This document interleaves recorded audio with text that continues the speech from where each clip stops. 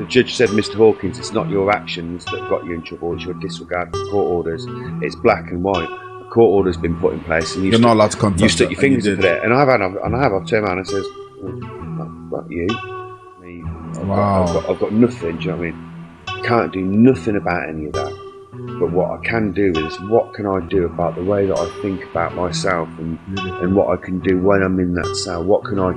And it's really personal awareness and being conscious about yourself and who you are. It's so valuable because it opens up loads of doors.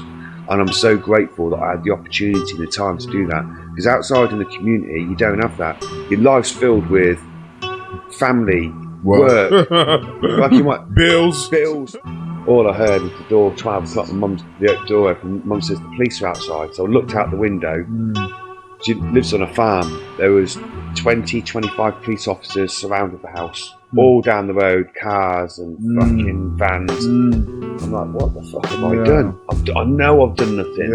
My mum wouldn't let them in the house, so they fucking kicked the door, broke her foot. No way. Came in the house, arrested me. I was like in the boxer shorts, put me in the wagon, like hands behind my back, all cuffed up and that. All of a sudden, they were arresting me at work. I've lost over the last 2 jobs, 7 years. No, over the last 7 years, I've lost 4 jobs because of the police. The Ribcage Podcast. The Ribcage Podcast. You are now in tune to the Ribcage Podcast. And I guess that must have been a really hard time, because I feel like every time that we talk about, kids, it really sets you back. You know what I mean? Yeah. So is that where then is that like another punch in the teeth? Can you say that? Punch in the stomach. Punch in the teeth or kicking the teeth? Kicking the teeth. Yeah. Because obviously you just gone through this one. You've now come back. You thought you found another one, and then you split up. All right, cool. I could deal with that, but then they don't turn up to the reality was I couldn't cope with any of it. I wasn't at that point. When that happened, that was the start of my whole. I built a house up. Do you know? I said I didn't know who I was. I built this life up. I built this house up. And I put the windows in, and I built the walls and the ceiling. I'm speaking metaphorically here. That's done my head in that, but carry on. But basically, the foundations that I built initially, because I didn't know who I was, and because I didn't know who I wanted to be, those foundations were so weak. When that happened, my whole house crumbled. Oh, okay, I get you now. There was nothing left of it. I get you. There was nothing. It was dust. It was. You couldn't rebuild it. You couldn't do nothing. So I guess is what you're saying is that you didn't really know the girl that you fell in love with. No, I didn't know her. Okay. No, I get you. I love that, and I think, and if you don't mind me, because I think a lot of men go through this. I know a lot of guys who've been through this. Women splitting up, then having sort of access to their kid, but they don't then turn up. The woman then starts telling the child, your daddy does not want to see you. All those type of crazy things. I mean, there's one person I know, but I'm not even going to mention his name. Yeah. So one thing I want to try and sort of get at, because I feel this is gold here, is how did you cope then with the lies that she was saying about you? The thing is, because there was no evidence, but you gave it to the wrong person. Remember. But the thing is, though, she hasn't said any lies because. So, all she's done is she's taken out this court order. She's used it against me, but she can't say any lies. She can't say anything bad about me because I've never actually done anything. So I've never raised my voice to anybody. I've never been violent. But she must have. She must have said that she must have said, okay, you're coming to my yard. You know what I mean? You're coming to my yard too much or stuff like that. No. That's my point. So for them to, she must have said something for that to pass through, even though you wanted to try and oppose it. Yeah, I'm just contacting to see my daughter. Exactly. That's all I'm doing. Exactly. But she must have made that like as if it was. She didn't have to because there was a court order there and I'm not allowed to contact her. regardless of that. Oh, you're not allowed to contact. It's black. The judge said, Mr. Hawkins, it's not your actions that got you in trouble. It's your disregard for court orders.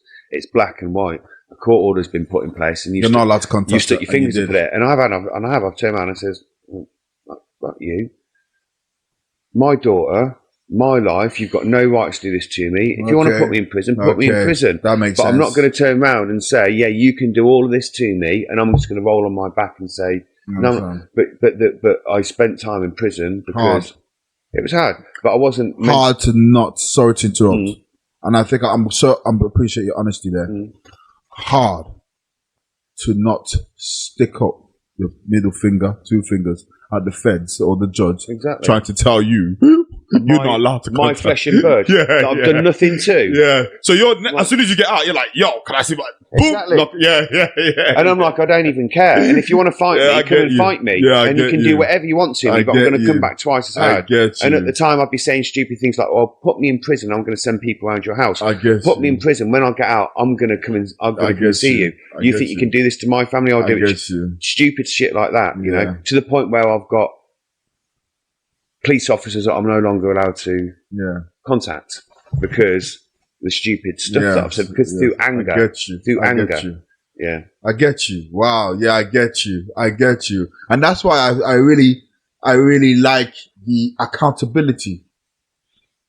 Because, you know, one thing I've realized you doing is always talking about yourself now in what you would like to see back then.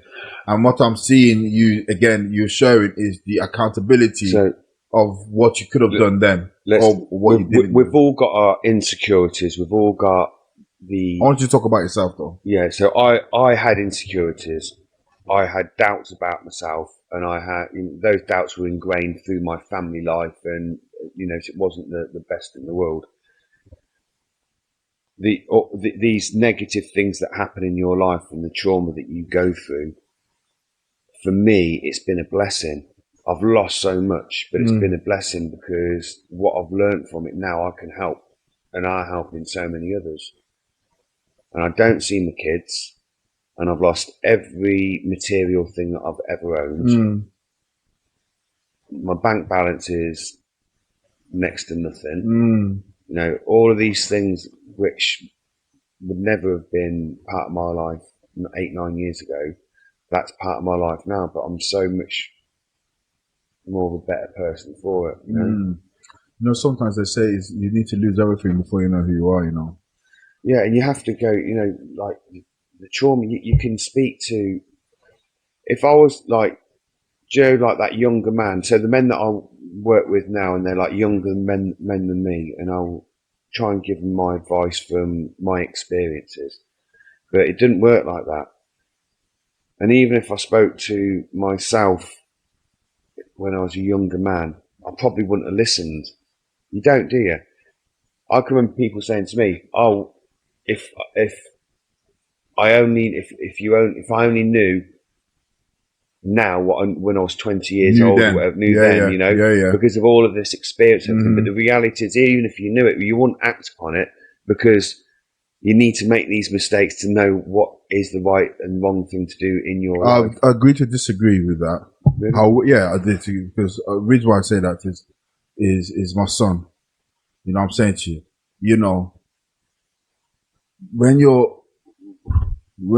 Because what you said there, let me hear it carefully, was if you told yourself when you was young how to deal with those situations, you'd have still not done it because you needed to make the mistake. I think. Is that what you? I don't think I'd have listened to himself, like I didn't listen to my parents. Even now, I don't listen to. Well, no, that's wrong actually. This has changed recently, but most of my life, I've never listened to anybody's advice. I've always been right. I always knew better. I always would do what I thought was best, regardless of the consequences. That has changed now, actually, because I've realised that for me to be able to achieve certain things, I haven't got the knowledge to do it. So I rely on other people to give me that knowledge or help me with their skills to make me achieve something. And I think that's what I was getting at. I think as in this statement, if you find a child who knows how to take advice and use it, he might not make a mistake. But unfortunately, you get some kids who just don't want to listen. Who don't care. Don't go right. You're going to fall down a cliff. But they want to go right because they believe they can do it. When you're telling them, go left, it's an easier road, it's more smoother, but they won't listen. You know what I mean? I think some kids. Like for me, there's been, up until this last few years, there's only been 2 people in my life that I've really respected and took on board everything they said. And I think that's like the thing you need to, in your life, you need to have a mentor or a father figure or somebody there that you can connect with in a way that you're going to get something from the advice that they give. If you can relate to them. There's been so many people in the past that have given me advice, and I'm thinking, you're not coming from a place where you're being authentic or where you've really got that experience. But if you've got people there that have been through it, have got the experience, can give you the advice, and you can actually think, do you know what? I've got to listen to this person because they're wise. I've got to listen to this person because they've been through this trauma, and I don't want to go through it. You know? Again, I agree to disagree. Go on. I feel like as if though. No, I don't need to explain that, but I agree to disagree. But I feel like as if that. How can I put this? That. There's a lot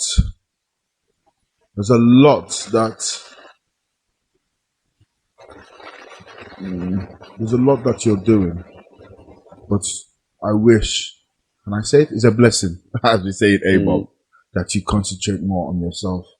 I feel like as if a lot of elders, and I had this ABOB meeting we had last week. Yeah. I can talk about it a little bit, and said a poem a couple of weeks back about it as well. You might have been there, where sometimes we tend to wanting to fix and help others, but not actually doing it onto yourself. As I'm hearing you speak, I feel like you're quick to want to, help other people to do this and do that, but there's nothing wrong with wanting to help yourself first. And that's what I get. Because you don't really tell me your full story. I think what I've been doing for many years now is I've been distracting myself from the fact that I haven't got my children in my life, and so I feel like I'm in service of other people and I'm helping other people. That makes you feel. It makes me feel better in myself. Beautiful. Whether that's being in service of others. But maybe what I'm actually doing, and maybe what I do with most of my life, is do everything to distract myself from the important things. And it's something that I sort of do sit with occasionally and try and think about. But maybe it's the only way that I can really survive now. I'm going to tell you something that I've heard from your story then. Go on. Addressing.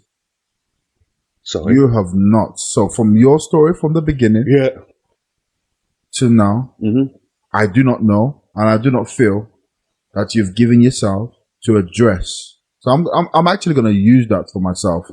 Address what? Address whatever. So for example, at the beginning of your parents. Yeah. Oh, addressing issues. Absolutely. That's what I meant. No, Sorry. do you know what? Let me finish. Yeah. So the comment you just stated here is like as if you're putting yourself into service, and not knowing whether it is because you haven't sat down and really, I don't know. That's what that sounded. That's what that sounded there. The reality, what I found is, I'm getting more fulfillment out of my life now than I have done any other time because I'm in service of others. On my everyday thing. So regardless of why I'm doing it, it's definitely a good thing for me.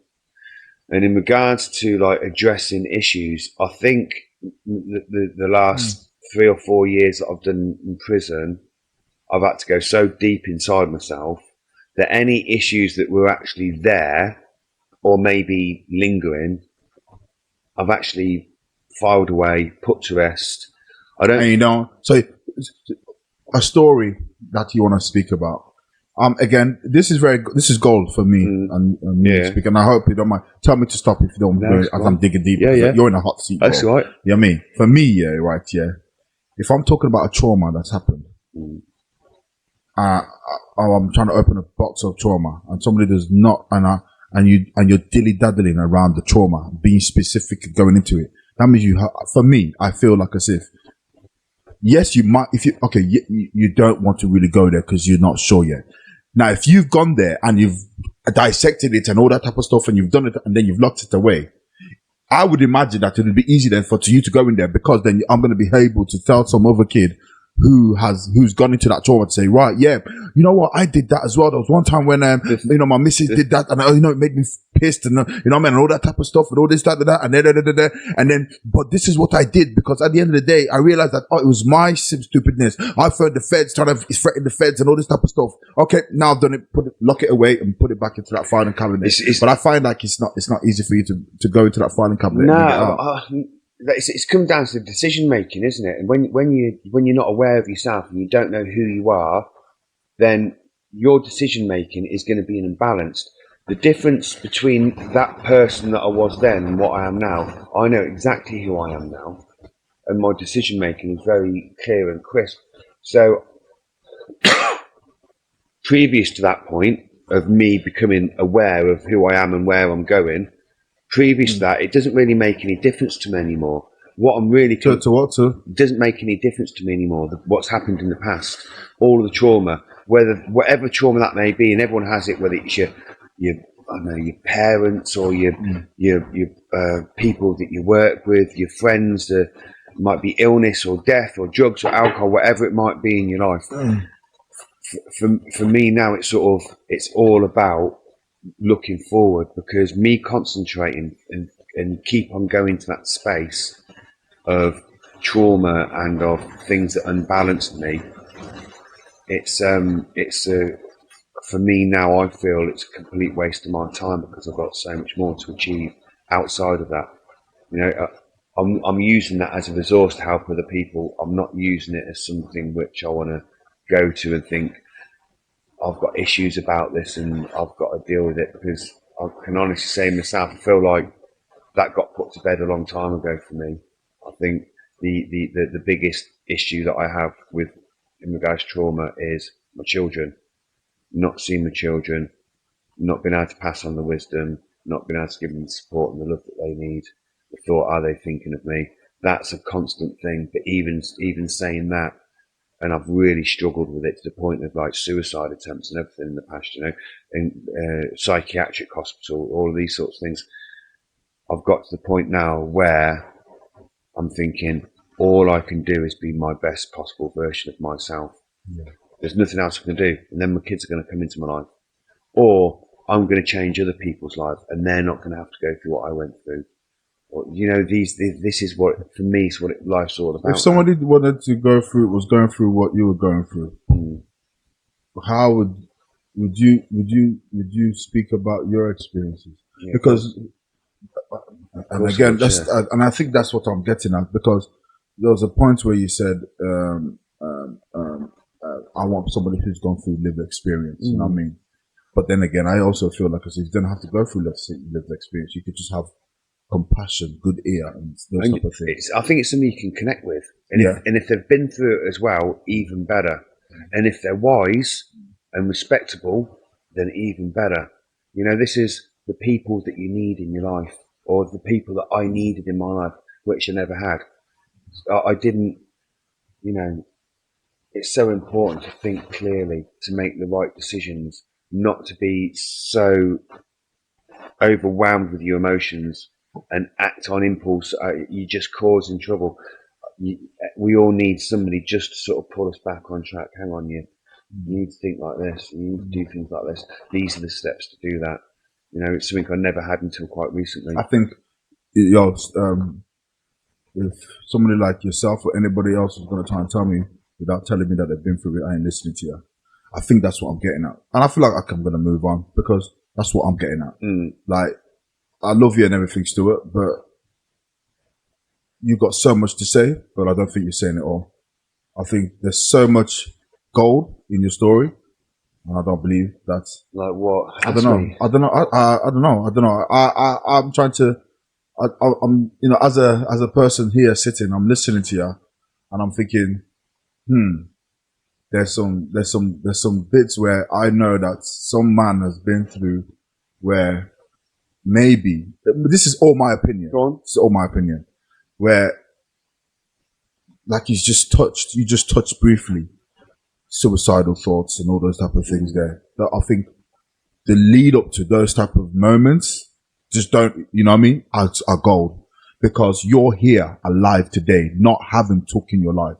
To go through a suicidal thought, and this is all my opinion again, you know what I mean, to go through all that type of things and to be here, sitting, speaking to us, I think it shows how powerful your mindset is. You've got to think that you lead a relatively normal life, as normal as life can be for, whatever normal is. You've got a partner, you've got a child, you've got dogs, you've got a nice business, you're working in the film industry. I was Game of Thrones at the time. You have a nice normal life. Then all of a sudden, within 5 weeks, you lose your partner, you lose your daughter, you're having to rehome your dogs.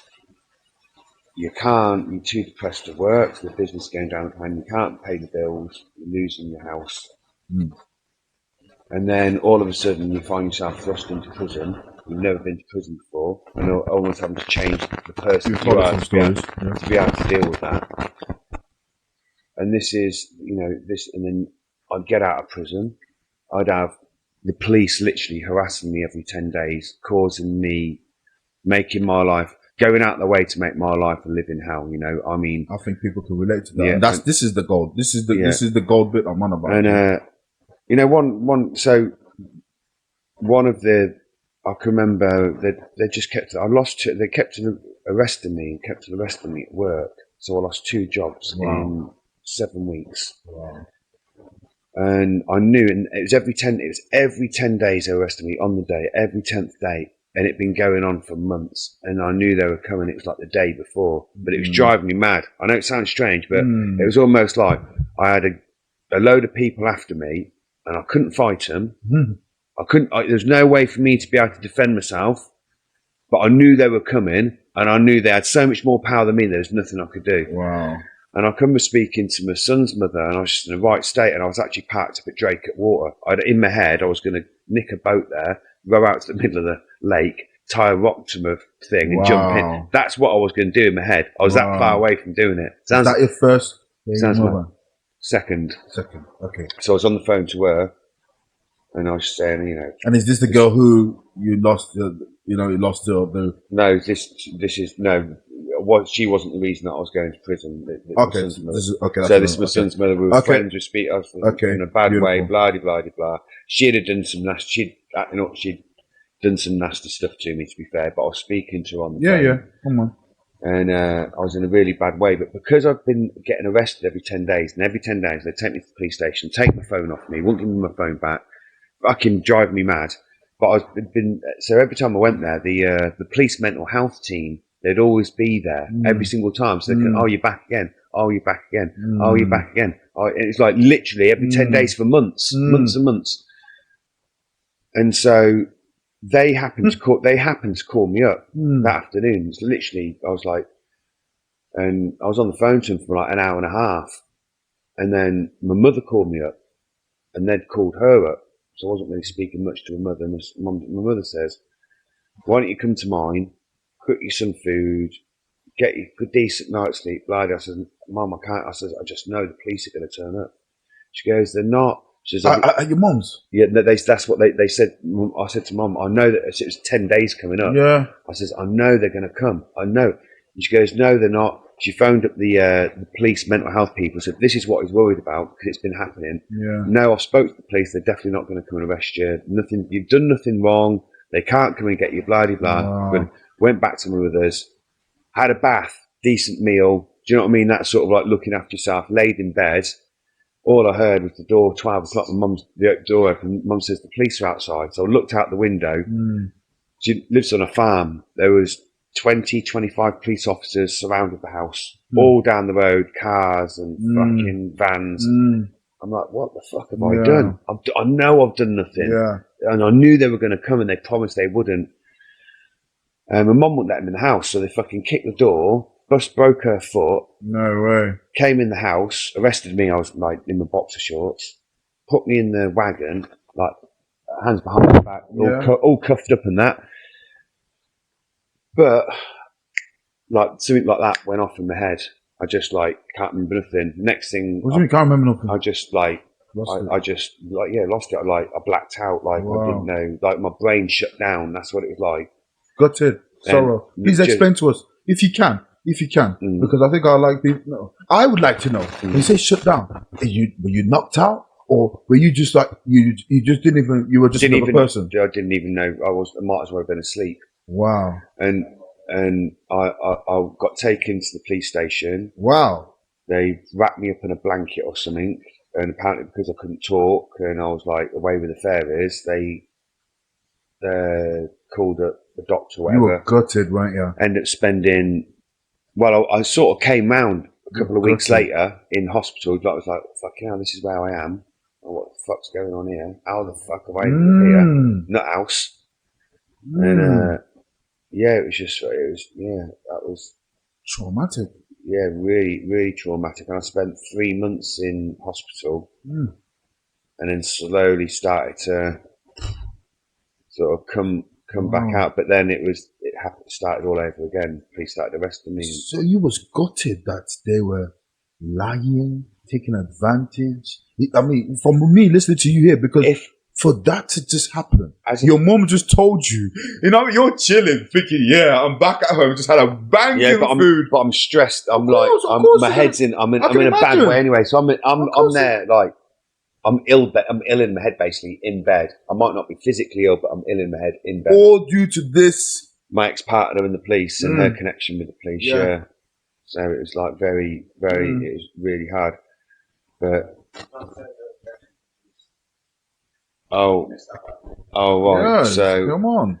So she's got friends that were in the police force. I knew that when we were together. But apparently, and like, don't make assumptions. But apparently, she had an affair with a police officer.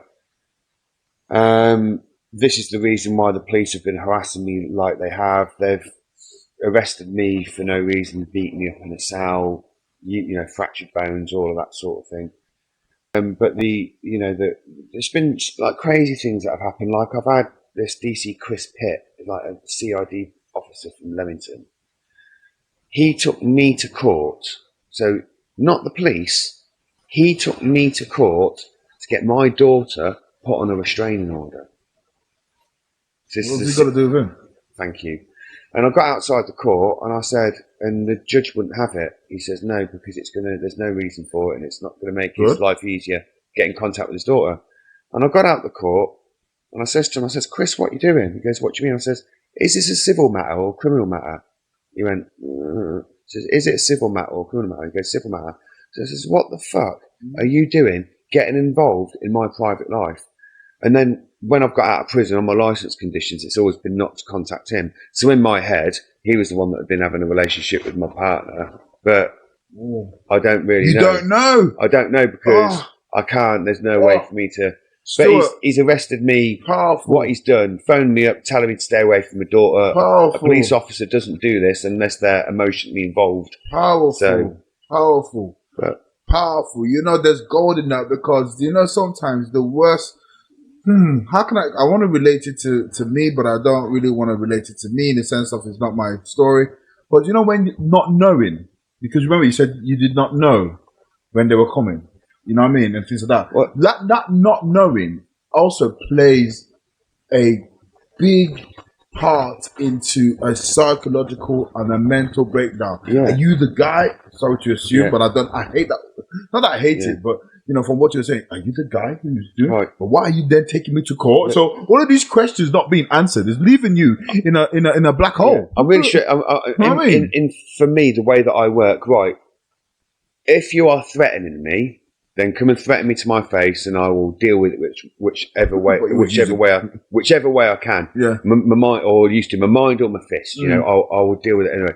But That was then. But when you have the police, and it's almost like they've got a gun at the back of the head that they can pull the trigger any time, and you don't know when that's coming, and you could be anywhere. You could be sat at home, and all of a sudden they kick the door in. You could be at work, all of a sudden they're arresting. You said they came to work as well, work. Yeah. I've lost over the last 2 jobs, 7 years. Yeah. No, over the last 7 years, I've lost 4 jobs because of the police. Not because I've done anything, but because they keep on consistently coming back to my workplace. They call it it's harassment, is what it is. But yeah, what can you say? We've all had problems with the police. It's just if you have a problem with somebody and they have connections within the police force, then they're going to use their power. Not they don't. Right. Please, come on. Like I'm agreeing with you basically. Why wouldn't he? Of course they do. Why wouldn't well, he? I know they do. I mean, the reason why I'm saying that like that is because, for the camera, I'm not by law, I ain't got no money if you want to sue me, is you need evidence to sort of say that. But that's how they kind of like, I believe that, well, let me finish. How they believe like they want to sort of like, oh, we don't do such things. We would never sort of call our mate to come and harass you, or call the other 20 lads who work on the workforce to harass you because you're harassing me and your ex-girlfriend. You know what I'm saying to you? Like, please, come on. But, it's nothing can be done about it. I've gone through the complaints procedure, and they just cover their own asses. Yeah. And it's just, but I can remember, because they kept on taking my phones off me all the time for no reason. And then, I don't know how many phones they had, but they had a good couple of handfuls of phones. Do you know what I mean? And so I phoned up the chief constable, and I said, this is something, you're arresting me every 10 days. You're doing this to me. You're doing that to me. You've taken my phones. It's not right. And he says, Mr. Hawkins, he says, where are you now? I says, I'm in Leamington. He says, if you come down to Leamington Police Station now, I will personally come out and I will bring you all your phones. And I said, if I come down to Leamington Police Station now, are you going to have 20 policemen there? This is a certified conversation. But I'm angry. I'm angry down the phone. I says, if I come down there, you can have 20 officers that are going to surround me and do what they usually do. And blah, blah, blah. And he says, Mr. Hawkins, I promise you now, I will come out and I'll bring them. There'll be nobody waiting for you. So I went down there and I stood outside. I didn't go inside. I stood outside. It was a nice sunny day. And I leant back on the bars, and he comes walking out and he went, the infamous Mr. Hawkins. So they know you. I went, and he says, I'd just like to say, I don't agree with the actions of the police. I don't agree with the actions of the officers that have done this, that, and to you. I'm not involved with them anyway. I'm not involved with the investigation. Blah, blah, blah, blah. Going on like this for like apologetic. And I'm like, I was taken back.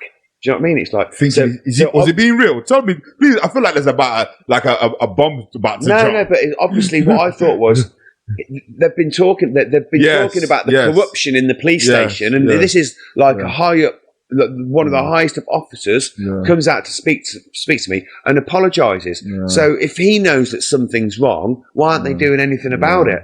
But they won't. It's mad. I remember I had an interview. They tried to arrest me for something else, and before the interview, the 2 officers on tape said, the first thing they said is, we're not involved in any of the arrests of Mr. Hawkins. We're not involved in any of the current investigations against police officers, to cover their own backs. Do you know what I mean? And so I thought, obviously they'd been speaking, but they just cover their own asses. They'll put it off and put it off and put it off until it's so far in the past that.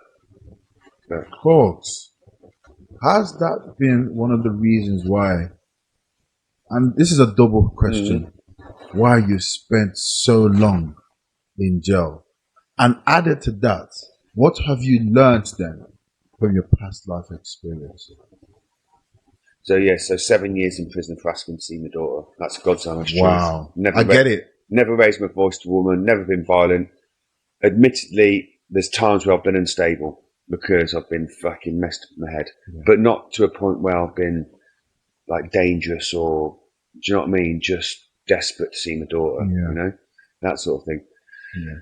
But what was the other question? What have you learned from your past life experience? From all of this? What have I learned?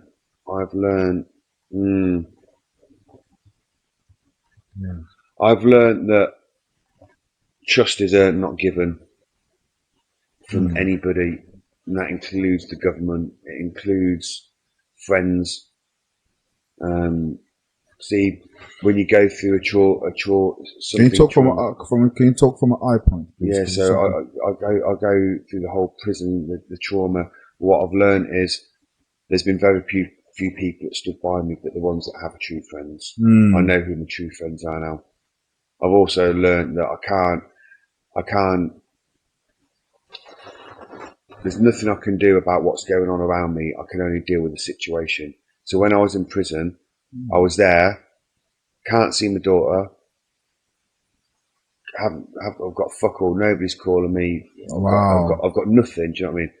Can't do nothing about any of that. But what I can do is, what can I do about the way that I think about myself and what I can do when I'm in that cell? What can I, and it's really personal awareness and being conscious about yourself and who you are. It's so valuable because it opens up loads of doors. And I'm so grateful that I had the opportunity and the time to do that. Because outside in the community, you don't have that. Your life's filled with family, work, fucking what? Bills, fucking pub, whatever you're into, your hobbies, you know, whatever. TV, you know. So you don't have that chance to, for years. It wasn't just like for years to go into your head and really understand yourself. So, and for me, it's, if anybody wanted to change, it's all about that, being aware of yourself, your emotions, your in touch with relationships, communicating, all of these. They're so important to concentrate on, which should be taught in schools really from a young age. If I got taught all of that when I was 5 years old, when all of that shit started happening in my early teens with family and my relationship breakdowns and whatever, I would have had the skills and the tools to be able to deal with it in a better way. I probably wouldn't have gone to prison. Do you know what I mean? Self-awareness is so important. There's ways to be able to do it. People don't. They tend to want to stick on fucking Friends or EastEnders on the TV instead, or lose themselves by what's it called? Fucking scrolling, dead swiping. Do you know what I mean? All these things, watching YouTube, rather than actually like really sort of like addressing about how they feel and who they are. I am so overwhelmed by your story. I am overwhelmed, and now I get it, and I'm just very grateful that you dug deeper, Mr. Hawks. Yeah, like I said, it's hard for me. I almost feel like I don't want to be speaking about it, but then I do want to sort of try and help others, because regardless of where you are or how you're feeling, there's always a bit of a light. There's a goal that you said there, that when you've been through all this trauma, what I got from that was be aware, and that you still have a choice not to go left, but to go right. That you control what you can control and not external things that you can't control. Yeah, and once you can control what you can control, especially in a good moral way, you're onto a winner. That's what I got from. It's like 100%. It's like you want to be like, when I was in prison, I was always training for war. Sounds mad, doesn't it? When I saw you, can I tell you something? Sorry, please remember this. Go on. When I saw you, I thought, you know what you said to me about earlier on about you don't fuck with this. Sorry, God, for swearing, That's what I thought, don't mess with this. He's like a nutter. Yeah? But you was very calm. That's what you weren't loud and all that thing.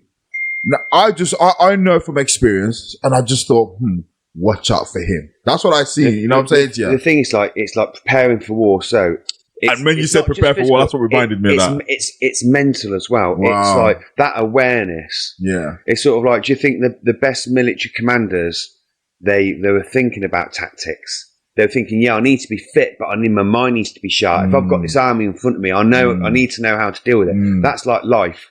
The people in front of you, they might not be an army, but there'll be some idiot that's trying to take something off you, or charge you for something, or cut you up on the road, whatever it might be. But it's like, how do you deal with that in a calm way? Yeah, you can be strong. Well, to be a man, it's to be strong, isn't it? But strength is more about caring rather than fighting, But you've got to be balanced on all of these things. You've got to be the best possible version of yourself. Would you change what has happened to you to the man you are now? No. You wouldn't change? I miss my kids.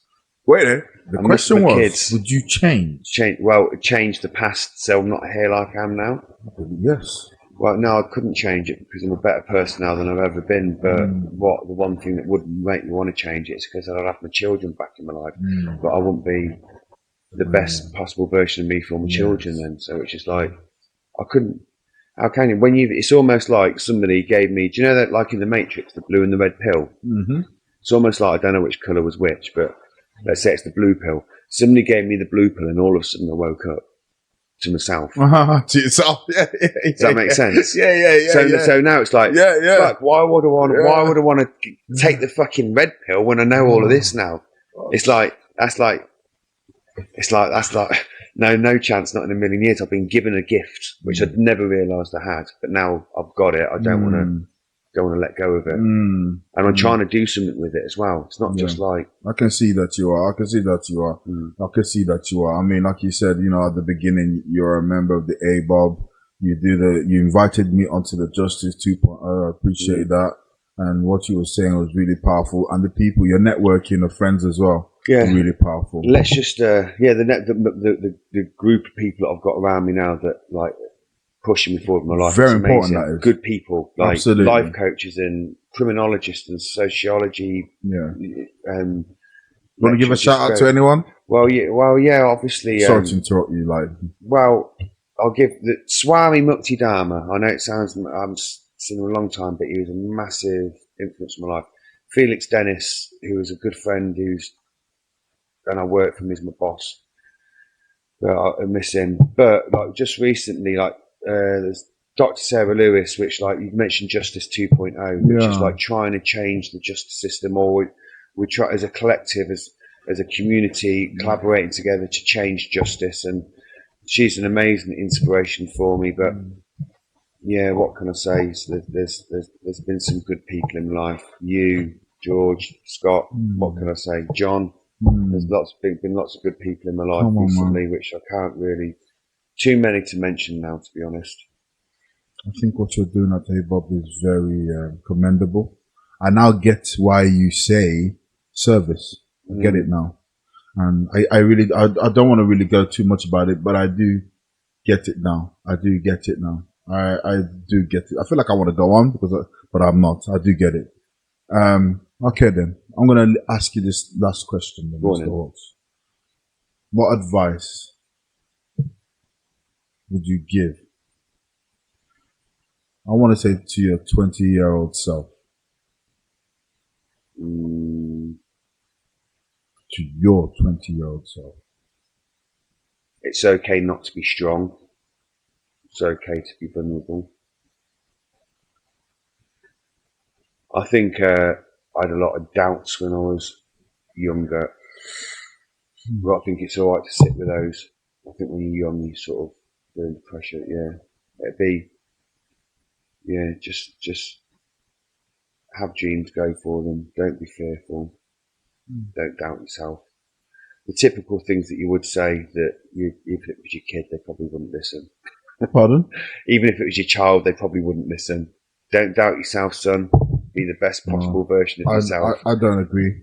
Do you know I don't agree. I think I wouldn't. I think no. That's the point of this question. How? Because there's a lot of kids nowadays, who have that. Let me finish. Who have that mentality. So how? Because we have to. I want to maybe find a way. Let me finish. Yeah. Find a way to able to get in to these kids who are, I'm not going to say hard of hearing because I'm not trying to insult them, but who need to hear what we're saying before it's too late. So as you now, as a hard of hearing person when you're 20, do you have a way, or how would you tell a 20-year-old person of yourself who's hard of hearing to say, yo, don't doubt yourself, don't do this, and know that he will take it in? Do you know what I'll probably do? I'll probably go around it a different way. Thank you. I'd say, who do you want to be? Well, beautiful. Who do you want to be? Is the man that you are now, or the boy that you are now, the boy or the man that you want to be. And if the answer is no, then say, okay, then we've got somewhere to start. Love that. Do you know what I mean? Love It's like because if someone's gonna say, yeah, I love what I've got the nice car, I've got the nice watch, I've got the nice clothes, I need nothing more. That's what they want out of life, then fair enough, let them have it. But I think a lot of people, they want something deeper, you know, they want that guidance and that support, and they're looking for that mentor and that. I think we need to know how to get into these young men. Young men, look, if that's what you're into, we need to know how to get in and to get into these young men. And I like that question. Are you the man that I think there's a bit more substance to that, but I like that because that makes that you're hoping that it's not just a straightforward answer. It makes him think before he answers that question. It comes down to individuals. Absolutely. Individual make the choice for themselves. All you can do is like be a guiding light, or give them the seed or the water or the nutrients or whatever it might be to take that journey which they need to take on. But it comes down to the individual. I think sometimes with people, Hawks, there are individuals but there are also guidance people who don't know how to guide. They have a lot of substance, but they don't know how to guide. Yeah, they'll be like, yo, who are you talking to? You know what I mean? So I guess and that's why I really want maybe some people who have a lot of life lesson skills to sort of maybe even think about that. How do I approach a hard hearing person? It's not just by telling them, and that's why I think I like that, what you just said there. Who do you want to be? Like with any relationship, making any change, it all starts with trust. Absolutely. You've got to trust that person. You've got to build a relationship. You've got to form some sort of trust. Once you've got that, that's something to build off. Because if you form that relationship, they want to listen to you. Then they want to take on advice, and you're trusting them, or you're trusting yourself that you're able to give the right advice and the right support. You mention anyone? Huh? You're mentoring anyone now at the minute? No, I'm not actually. Well, it's like an everyday thing now. Do you know what I mean? You don't need to be taught. You mean, That's the God's honest. I hear you. I hear you. Everyone that you see sometimes where they've got issues, you can't help but. And listen, I have people calling me on a daily basis, asking for some sort of advice, and I don't want to be blowing a trumpet or anything. But that's the reality. But I enjoy it. I need that feedback as well. If somebody's asking me, I also want to. So, I had a conversation a couple of nights ago, so I really need to get some things clear in my head, and I was able to reflect. So it's just such a nice. It's a good thing to do, you know. Help other people and other people to help you. Amen. On that note, Mr. Hawkins, it's been a pleasure and an honor. Cheers, buddy. Co-hoster to have you posting on the hot chair, Skibbity Scooty Bob, and letting us into your heart right through you. I really, really enjoyed your story, Mr. Hawks. Really and truly. Yeah. Do you know what? Now it's done, I'm thinking, I could have said so much more, but hey, part 2. Part 2. Yeah. But listen, this is the Ribcage Podcast, and thank you for tuning in and hearing the bare bones of Mr. Hawks and his story. Justice 2.0. Royal Chili Spice. Yeah, you get me. Yeah, come on.